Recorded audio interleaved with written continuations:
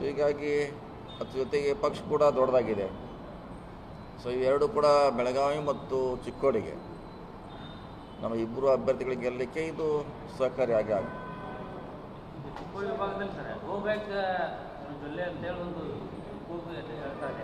ಯಾಕಂದರೆ ಯಾವ ಕ್ಷೇತ್ರಕ್ಕೂ ನಾವು ಹೋಗೇ ಇಲ್ಲ ಇಲ್ಲಿವರೆಗೂ ಅಂತ ಅದಿದೆ. ಭಾಳಷ್ಟು ಅವ್ರ ಬಗ್ಗೆ ಅಸಮಾಧಾನ ಇದೆ. ನಾವು ಕೂಡ ಹೋದಲ್ಲೆಲ್ಲ ಕೇಳ್ತೀವಿ, ಅವ್ರನ್ನ ಯಾರು ಬಂದಿಲ್ಲ ಅಂತಾರೆ. ಅವ್ರು ಎಲ್ಲೂ ಕೂಡ ವಿಸಿಟ್ ಮಾಡಿಲ್ಲ ಅಥವಾ ಸ್ಥಳೀಯ ಸಮಸ್ಯೆಗಳಿಗೆ ಅಂತ ಸ್ಪಂದನೆಯೂ ಮಾಡಿಲ್ಲ.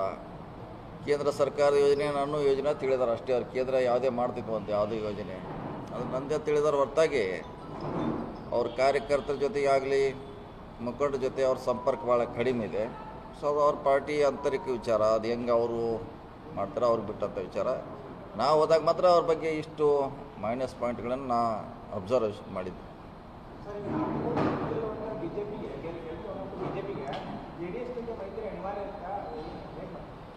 ಅದು ಅವ್ರ ಪಾರ್ಟಿ ಮುಖಂಡರ ಅವ್ರ ಪಕ್ಷ ತೀರ್ಮಾನ. ಈಗ ನಾವು ಸೋಲ್ತಾರೋ ಗೆಲ್ತಾರೋ ಅನ್ನೋ ಪ್ರಶ್ನೆ ಇಲ್ಲ. ನಾವು ಯಾರ ಬಗ್ಗೆ ಆರೋಪ ಮಾಡ್ಲಿಕ್ಕೆ ಹೋಗಲ್ಲ, ಅದನ್ನೇನು ಹೇಳಲಿಕ್ಕೆ ಹೋಗಿ ನಮ್ದು ಅಷ್ಟೇ. ನಾವೇನು ಕೆಲಸ ಮಾಡಿದ್ವಿ, ಇಷ್ಟು ಮಾಡಿದ್ದೀವಿ, ಇಷ್ಟು ನಮ್ಮನ್ನು ನೋಡಿ ಅದು ಅಷ್ಟೇ ಹೇಳೋರು ನಾವು. ಅವ್ರು ಹಂಗೆ ಹಿಂಗೆ ಅವ್ರನ್ನ ಬೈಕೋತ ನಾವು ಹೋಗೋದಿಲ್ಲ. ಅವ್ರು ಯಾಕೆ ಸೇರ್ಯಾರ ಅವ್ರನ್ನ ಕೇಳ್ಬೇಕು. ನೀವು ಯಾಕೆ ಸೇರಿದ್ರೆ ನೀವು ಪ್ರಶ್ನೆ ಮಾಡ್ಬೇಕಾದ ಅವ್ರು ನಮ್ಮನ್ನಲ್ಲ. ಅಂಜದ ಬೆಟ್ಟ ನೀವು ಅವ್ರನ್ನ ಕೇಳ್ಬೇಕು. ನಾವು ಹೆಂಗೆ ಹೇಳಕ್ಕೆ ಬರ್ತಾರೆ, ಎದುರಿದಾರೋ ಧೈರ್ಯ ಇದೆ ನಮಗೆ ಗೊತ್ತಾಗಬೇಕು. ನೀವು ಕೇಳಿ, ಖಂಡಿತವಾಗಿ ಆಗ್ತದೆ. ಎಲ್ಲ ಸರ್ವೆಯಲ್ಲಿ ಕೂಡ ಅದ್ರ ಬಗ್ಗೆ ಪ್ಲಸ್ ಇದೆ. ನಾವು ಈಗ ಹಳ್ಳಿಯಲ್ಲಿ ನಾವು ಈಗ ಹೋಗ್ತಾ ಇದ್ದೀವಿ.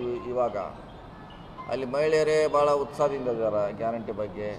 ಕಾಂಗ್ರೆಸ್ ಕೊಟ್ಟಿದೆ ನಮಗೆ ಆರ್ಥಿಕವಾಗಿ ಅನುಕೂಲ ಆಗಿದೆ ಅಂತ ಭಾಳಷ್ಟು ಜನ, ಸುಮಾರು ಒಂದು 70% ಜನ ಅದ್ರ ಪರವಾಗಿ ಇದಾರೆ. ಅದು ಖಂಡಿತವಾಗಿ ನಮ್ಮ ಚುನಾವಣೆಗೆ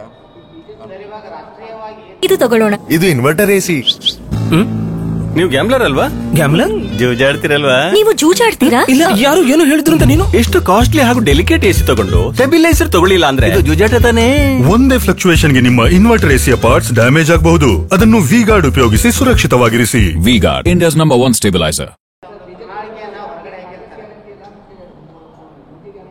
ನಾವು ಹೇಳಿರೋ ಭಾಷೆನೇ ಮೋದಿ ಗ್ಯಾರಂಟಿ, ಬರೀ ಮೋದಿ ಗ್ಯಾರಂಟಿ ಅಂತಾರೆ. ಹತ್ರ ಹಿಂದೆ ಏನಾರು ಬೇಕಲ್ಲ, ಏನೋ ಪಟ್ಟಿ ಬೇಕಾ?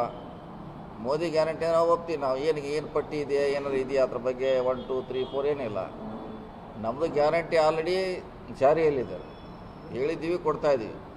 ಸೊ ಮೋದಿ ಅವ್ರ ಗ್ಯಾರಂಟಿ ಎಲ್ಲೇ ಹಳ್ಳಿಯಲ್ಲಿ ಫೀಲ್ಡ್ನಲ್ಲಿ ಪ್ರಭಾವ ಬೀರಿಲ್ಲ. ಅದು ಯಾವುದೇ ಆದಂಥ ಒಂದು ಸ್ಕೀಮ್ ಇಲ್ಲ ಅದಕ್ಕೆ. ಸುಮ್ಮನೆ ಆದರೆ ಮೋದಿ ಗ್ಯಾರಂಟಿ ಈ ದೇಶಕ್ಕೆ ಜನರಿಗೆ ನಾನೇ ಗ್ಯಾರಂಟಿ ಅಂತ ಹೇಳ್ತಾರೆ ಅಷ್ಟೇ ಹೊರತಾಗಿ ಜನಸಾಮಾನ್ಯರಿಗೆ ಲಾಭ ಆಗುವಂಥ ಗ್ಯಾರಂಟಿಗಳು ಯಾವುದೂ ಇಲ್ಲ.